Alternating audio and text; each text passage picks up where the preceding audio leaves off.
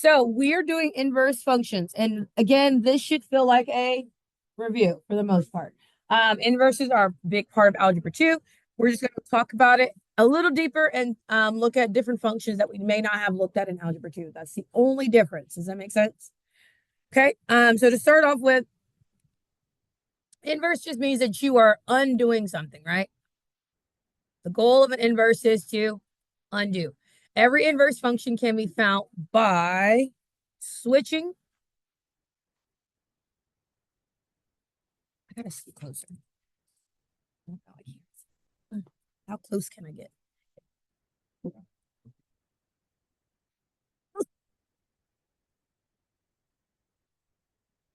right.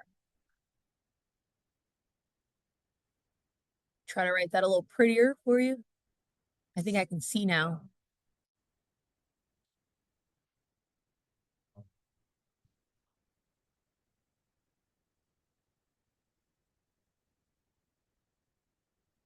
That's better, right? Okay, switching. In some situations, this process is intuitive. So, like, you may naturally do it at this point. And this level, we expect you to be able to kind of, oh, okay, this is a quick one. If I do this, it's going to be here, the inverse of this, the opposite operation of that, which is perfectly great and understandable. That means that you have a good concept. We understand the concept of inverse relations because that helps us solve our problems in general. When we use inverse operations, we're essentially working through inverse functions. Let's look at the numerical tables and just kind of refresh our minds really quick on what we do. So if I asked you to find the inverse of this table, that simply just means you're doing what? Changing the values. What was X now becomes Y. What was Y now becomes X. That's simply all you're doing. So we have -1, 2, 0, 2. And we would have 1, 3, 4, and 6. Okay. The original table is a function. The original table is a function because there are no repeating X values. All right. Because each X value has exactly one Y value. However, the inverse is not a function. And why is the inverse not a function?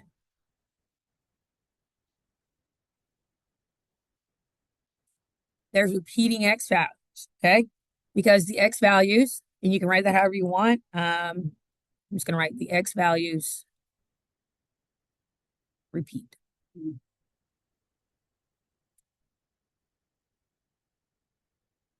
Do we remember that rule from tables and in general? Okay. All right, now we're going to keep going. We're going to talk about it graphically. When you are looking for the inverse graphically or creating the inverse graphically, that means that it's going to be symmetrical along the y equals x line. And what I do like about this tool, this feature, is that there is a line tool. So that's really nice in life. Because we all know Miss Jones struggles with drawing lines.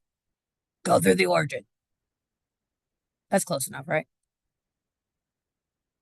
Better than what I would normally do. Okay. So there is your y equals x line. And when you are, it's not. Let me fix it. I need it to be equal all the way around. I'm trying, but I need it to go like here. And I'm going to need to adjust you down here. Yeah, there she goes. Boom. All right, there's my y equals x line. Okay, y equals x line is that imaginary line through the center at every 1, 1, 2, 2, 3, 3, 4, 4, 5, 5. You get it? And you're reflecting. So when you're reflecting, that means that your points, your x and y, are still switching places. So here I'm currently at 4, 3.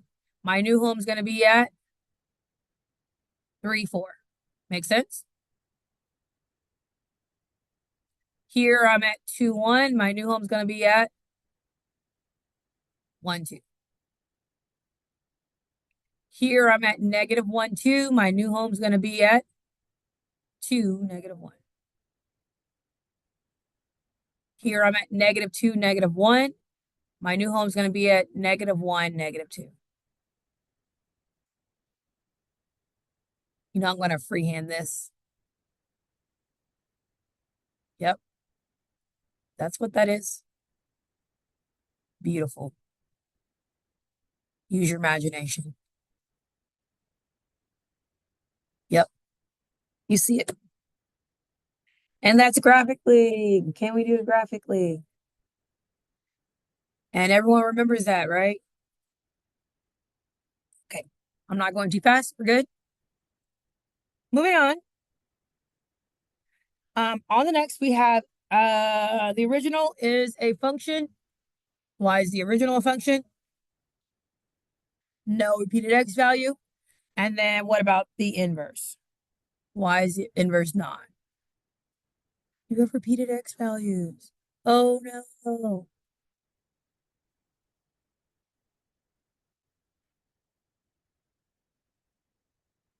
Oh, this is supposed to say reflections. I skipped a part.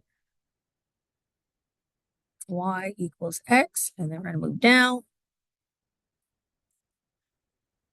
So here, original was a function.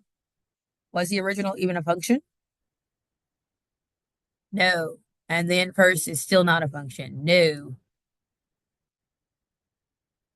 Wait, yes. Wasn't our original a function? Yeah, she's tripping. Is there an eraser?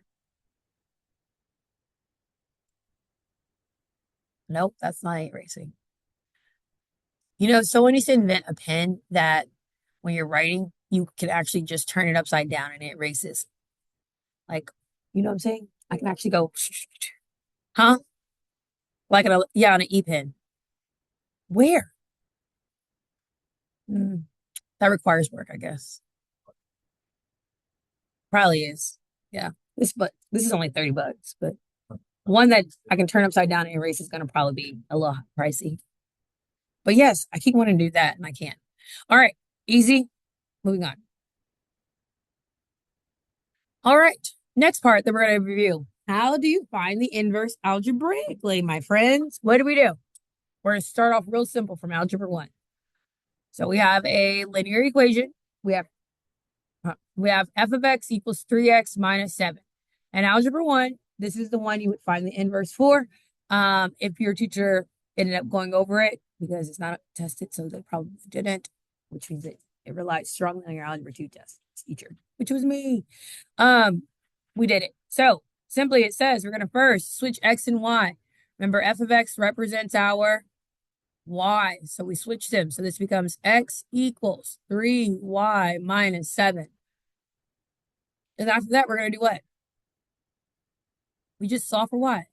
We need to get this guy by itself. What are my steps to get it by itself? I'm going to add 7 in.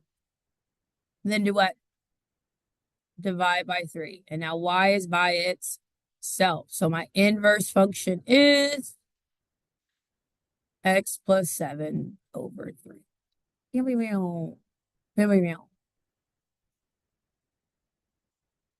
Okay, mathematicians, remember we want to use the least amount of characters as possible, and this uses the least amount of characters as possible.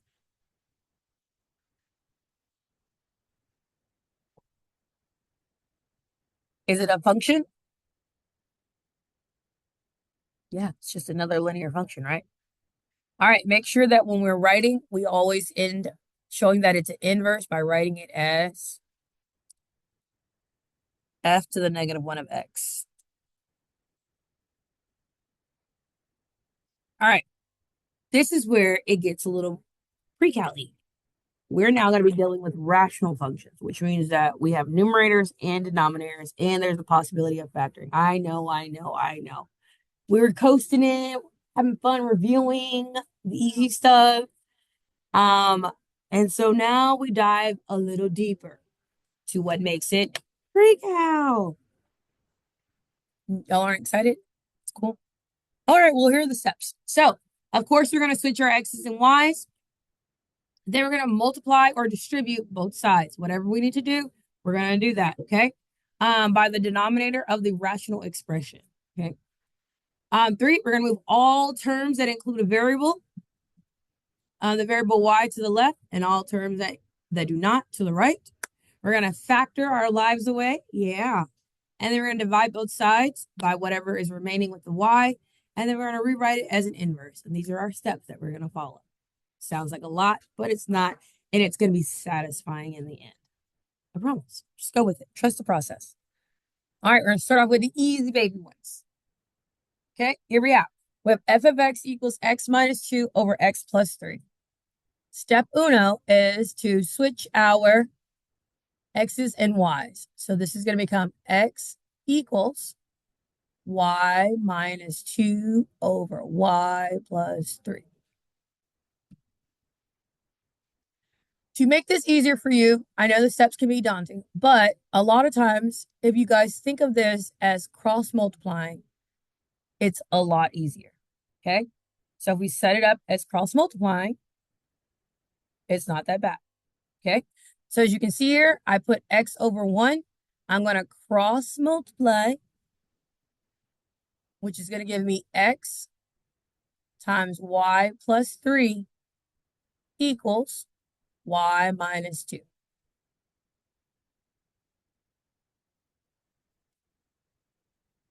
Still with me? Okay, now we're going to multiply, which means we're distributing our x. We have x times y plus 3x equals y minus 2. Now, this is where we want to move all terms with y to one side and all terms without y to the other side. How can I make this thing stay? Is there like a little button? Is it? Nope. I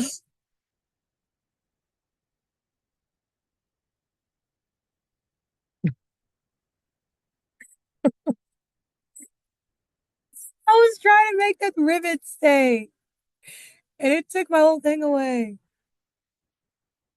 So no, I can't make it stay. That's the conclusion. We're just going to keep clicking on it. All right, so I'm going to move this term. So I'm going to subtract 3x. And I'm going to move this term, so I'm going to subtract y. Does that make sense? Because I'm moving all terms with y to the left, all terms without y to the right. So that's going to leave me with xy minus y equals negative 2 minus 3x.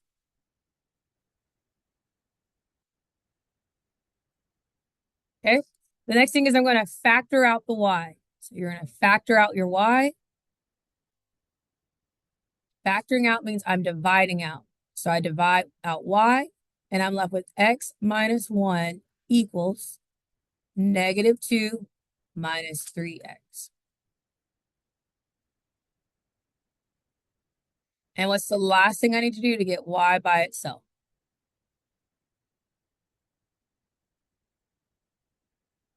Perfect. Divide by x minus 1.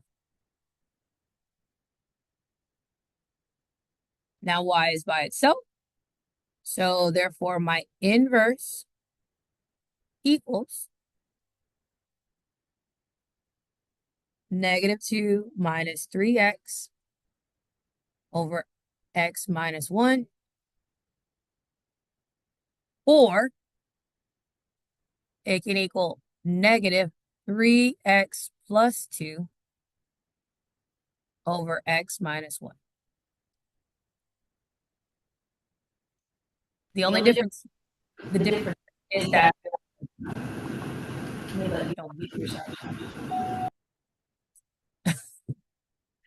The only difference here is that your leading term is in front, and if you have a leading term mathematically, you want it to be positive. So I factor out the negative, so the negative's in the front, and my leading term's in the front. So we need to be able to understand. If you write this on a free response, it's fine. But if you're like, I don't see my answer on a multiple choice, well, your answer is probably there. It just has the leading coefficient being positive and not negative. So this is one outcome, and then this is the other outcome. Guess whose turn it is? Huh? It is yours. So we did A together. And guess who's doing B? You. It's Christmas time. All right, go. Okay, friends. Okay, so how do we feel? Was it terrible? No, thank you. Someone answered me, even though it was just Isley. I'll take it. So we had 2y plus 1 over y minus 3. Remember, I told you think about it as cross multiplying, right? So I'm going to cross multiply. That's going to give me x times y minus 3 equals cross multiply. 1 times anything is itself.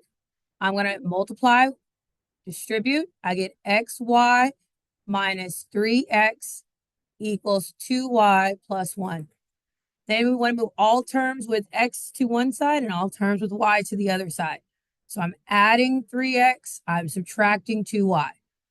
So I'm left with xy minus 2y equals 3x plus 1.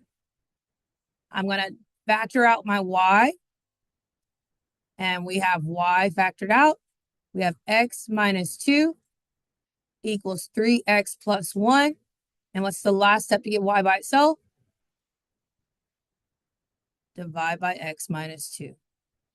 So our inverse function is 3x plus 1 over x minus dose.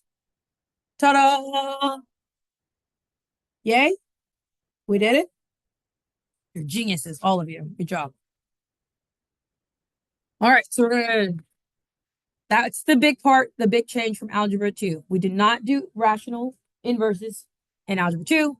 We do it in pre-cal. However, you should already know how to do the quadratic. You should already know how to do a linear. And you should already know how to do an exponential. What is the inverse of a quadratic? Square root, guys. The inverse of a quadratic is, yes, you're the only one. Yes. Okay. What is the inverse of an exponential? Log. The inverse of exponential is log. Okay. Those are our two big ones in Algebra 2. So that's why we don't dive so much deeper into them in here. But if you need a refresher, we're going to have a couple come up. Okay. All right. So more on graphs of inverses. Okay. We know that to find inverses, we simply switch the x and y values, correct?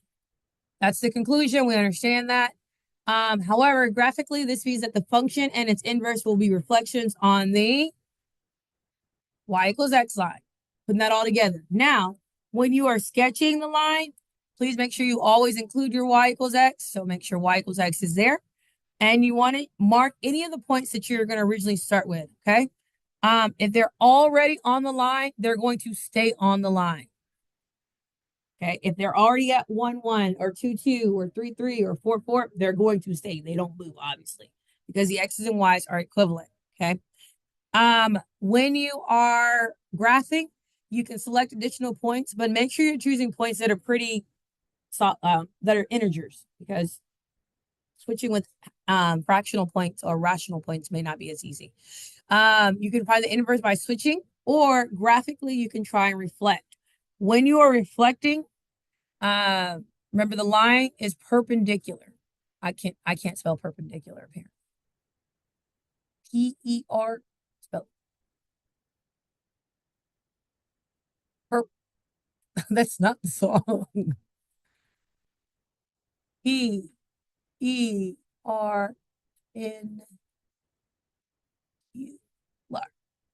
That's right, right? Okay. Thank you, thank you, thank you, thank you. All right. So just reiterating and that we're comfortable with graphing. Do we need to go back over graphing, or do we feel fairly good about graphing? Anyone's like, yeah, we're doable. Okay. So again, for graphing, make sure you have your y equals x line. You're choosing what's reflected. On your test, it's not going to have the original. Does that make sense? The original won't be, if it's a multiple choice, it'll only be a graph of the inverse. They won't be graphed together. So you would have to imagine your inverse, your original function along with it. Am I making sense? Okay. and it'll just be the original function on the test. So this one right here, if we are a vertical U, then we're going to be a horizontal U. Makes sense? Here this is a cubic, so I'm just going to reiterate what things are. This is a quadratic, and this is a cubic. Okay, a quadratic without any restrictions, it's going to create a inverse that's not a function.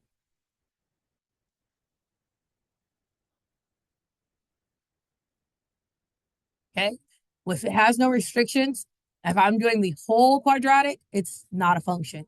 A cubic, inverse is always a function. Not always. Inverse may be a function. Maybe. And that's only for the power rule.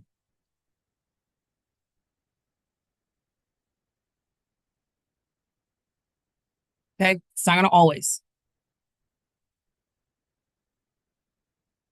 Okay, that's all I really want to reiterate. Make sure you're graphing. You know off the bat if the inverse is guaranteed a function, if it passes the horizontal line test and the vertical line test. Vertical line test lets us know we're dealing with a function. So therefore, you don't worry about that. You're looking now at the horizontal line test.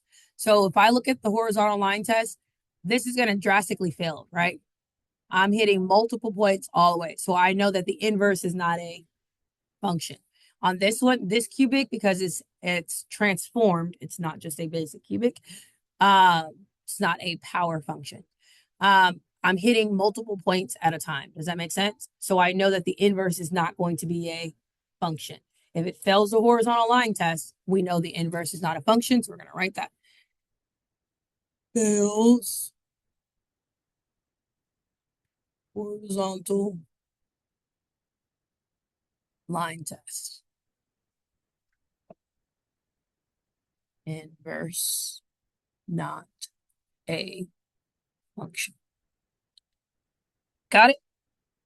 All right, that's the main thing I wanted to highlight there. We don't have to graph if y'all don't want to graph, but if you want to, go ahead.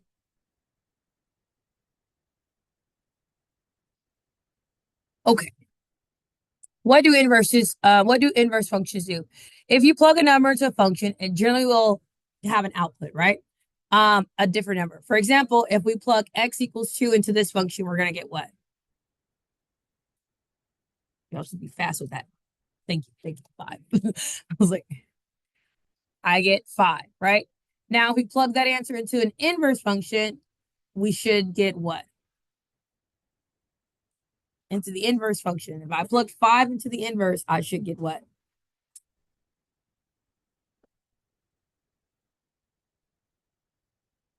You get 2.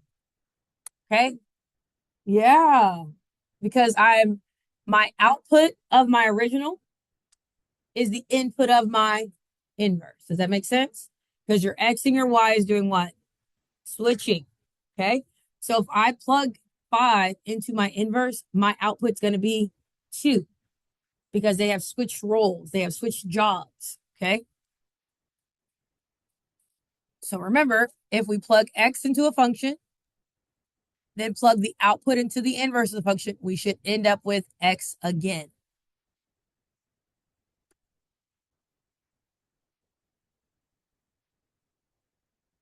Okay. Does that make sense? All right. Moving on. I hope that this is feeling somewhat like a review. I really hope so. Otherwise, I did a terrible job in Algebra 2. Or you didn't have me. All right. So two functions, f of x and g of x, are inverses if and only if they are composed of each other and equal x. So remember that rule? The composition of the two functions have to equal x. Okay.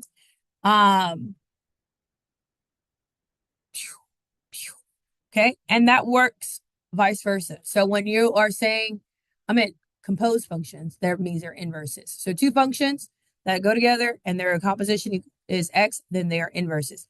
So how do we check if functions are inverses? You're going to, this line isn't big enough for me to write it. So I'm going to write it in this space. It was big enough for me to think I could write it, but I don't think I can write it in there. I wrote that wrong. Don't write it. Don't write it. I need an F. I need an F. Don't write. Don't write. Don't write me. I need an F. There we go.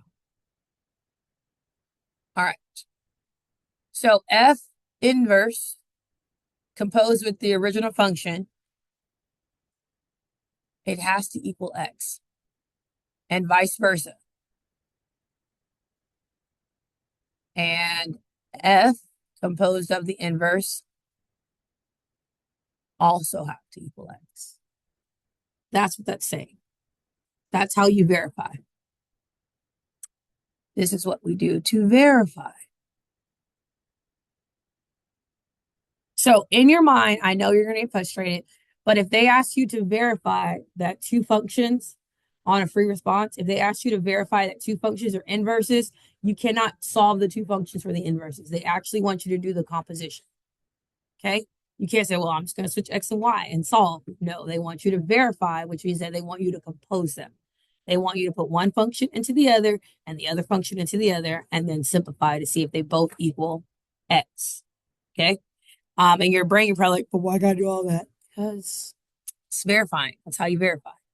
All right, so here it wants to know if g of x and f of x are inverses of each other, which means I have to do two things. I have to compose f of g and I have to compose g of f, okay? With composition, if I have f composed of g of x, that means I have f and whatever g of x is, 1/2 x plus 3/2 is g of x. And I'm going to substitute that in to f. So we have 2 times 1/2 x plus 3/2 minus 3.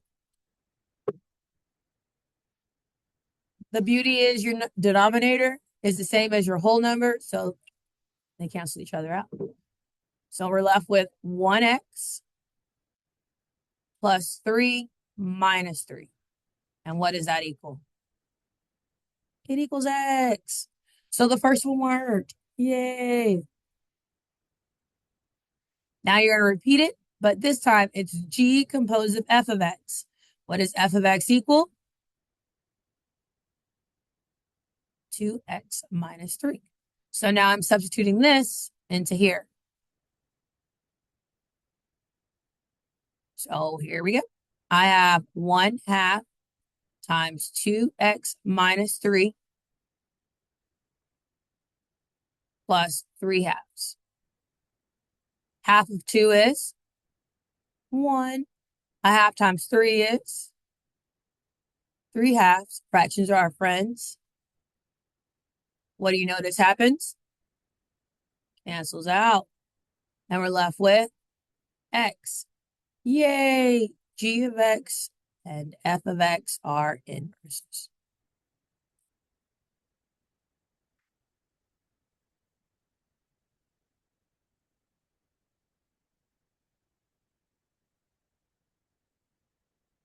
How do you feel about verifying? Okay, we're fine. It's just a little bit extra math. That's it. It's a little extra math. And your brain, I know you're like, why can't I just switch X and Y and show that that equals that? I know. I thought the same thing. I've been on that ride with you before. However, they want you to be able to verify. All right. Do you think it changes if we do it this way with a different function? Probably not. It does not change. The process is still the same. Okay. Notice here that they gave us a restriction on our domain. Okay. They gave us a restriction because that lets us know that we can use this and find the inverse function. We're calling it both functions. Without that restriction, I could not call it a inverse function. Remember, for square roots, you can't have any what can't go under a square root? A negative. So therefore, my x has to be greater than or equal to 10 because it prevents my square root from being a negative underneath. Make sense? All right. So to verify here again, you have to do double composition. So we have to do h composed of k and k composed of h. So starting off with h, we're going to have h composed of the square root of x minus 10. That means everywhere in H there's an x, we're going to put the square root of x minus 10. It's not many places, it's just one place. What happens when you square a square root? It cancels each other out. It sets it free, right? It sets the argument free. So we have x minus 10 plus 10. What happens to our 10s? Cancels. And we're left with x. First one done. Okay? Now we're going to do our second composition, which is going to be k composed of h. So k composed of x squared plus 10. This equals the square root. And we have x squared plus 10 minus 10. Plus 10 and minus 10 are? So we're left with the square root of x squared. And what is the square root of x squared? X. Big. So linear and quadratic are fairly doable. Okay? Rationals are too. We've been building up to what's the most important part, the pre-cal part. Rationals. Okay? The pre-cal part is the rationals. And for some reason, you guys don't accept the fact that fractions are your friends. And I just don't know why you won't, but fractions are your friends. Okay? So with the rational function, you just have to pay attention and do not convert things from being a fraction. Do not convert it. Okay? All right, so we're going to do it again. We have n of x composed of p of x. So that means for n, we're plugging in 6 over x plus 4 everywhere there's an x, which is in the denominator. So we have 6 over x plus 4 minus 4. What happens to the 4s? Cancel out. And we get 6 over 6 divided by x. How do we divide fractions? We keep, we change, we flip. You divide fractions by multiplying by the reciprocal of the denominator, okay? And the fun way of remembering that is keep, change, flip, KCF. My 5th grade teacher had a KFC bucket, and she put her own letters on it, so it said KCF instead of KFC.